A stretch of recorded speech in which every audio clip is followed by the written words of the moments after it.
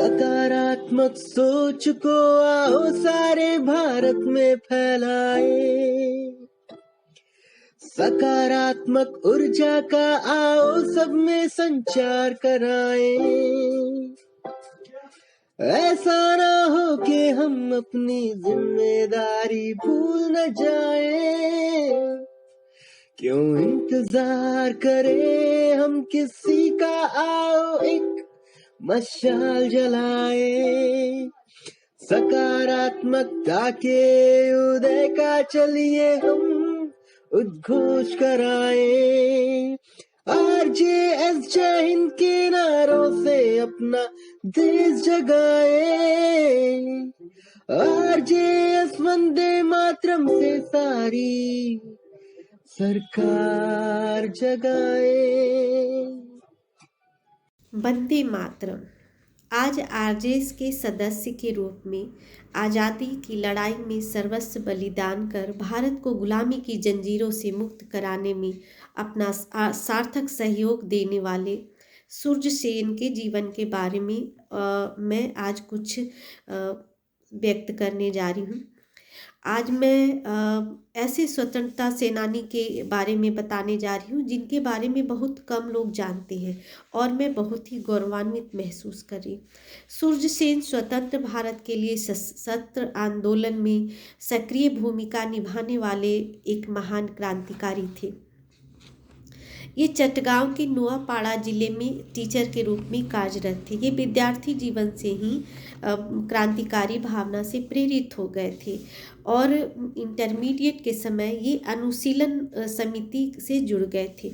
बाद में जब मतभेद के कारण अनुशीलन समिति के साथ कुछ अलग होकर कुछ लोगों ने जब युगांतकारी नामक एक संस्था, एक दल का गठन किया तो उसमें इन्होंने अपनी सक्रिय भूमिका निभाई और उस टाइम ये टीचर की नौकरी को छोड़ दिए थे। इसके प्रमुख सदस्य थे अरविंद घोष, प्रफुल्ल दत्त, उल्लासकर दत्त, अरविंद ये खुदीराम बोस, बारीन घोष। और इन लोगों के साथ इन्होंने अपना बहुत ही महत्वपूर्ण समय भारत के लिए दिया। ये कई विद्रोह में सकारात्मक भूमिका निभाए। 18 अप्रैल 1930 को इन्होंने इंडियन रिपब्लिक आर्मी का गठन किया और ब्रिटिश हुकूमत की नौकरी को छोड़कर पूरी तरह से अपने आप को न्यौछावर कर दिया। उस समय ये आर्मी पार्टी में अपनी वीरता का ऐसा परिचय दिए कि बंगाल कुछ समय के लिए अंग्रेजों से मुक्त हो गया था।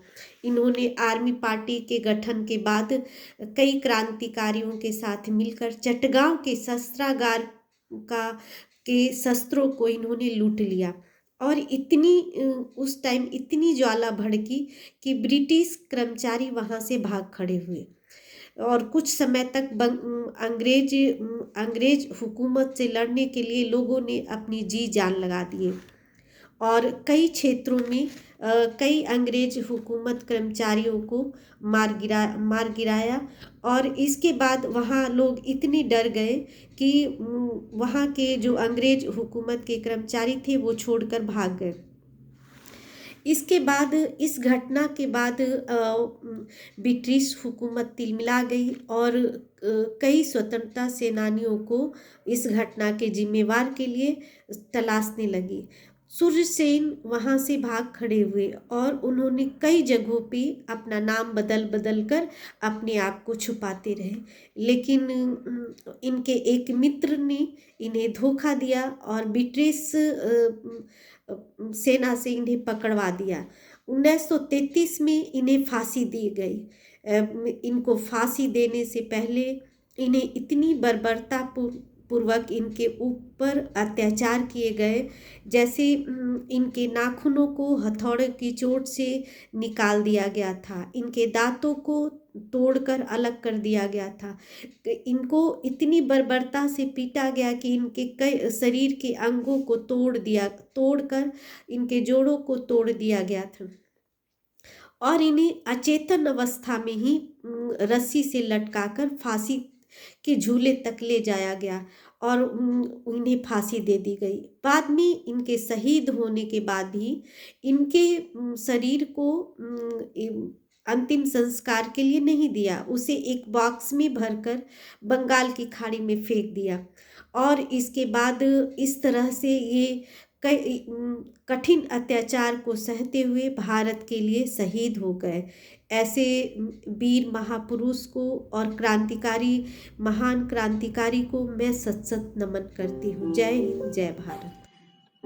सकारात्मक सोच को आओ सारे भारत में फैलाए, सकारात्मक ऊर्जा का आओ सब में संचार कराएं। ऐसा ना हो कि हम अपनी जिम्मेदारी भूल न जाएं।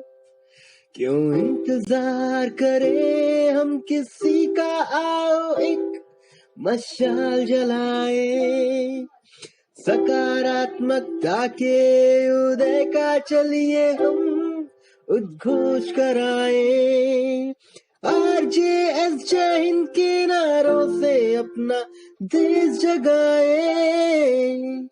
RJS वंदे मातरम से सारी सरकार जगाए।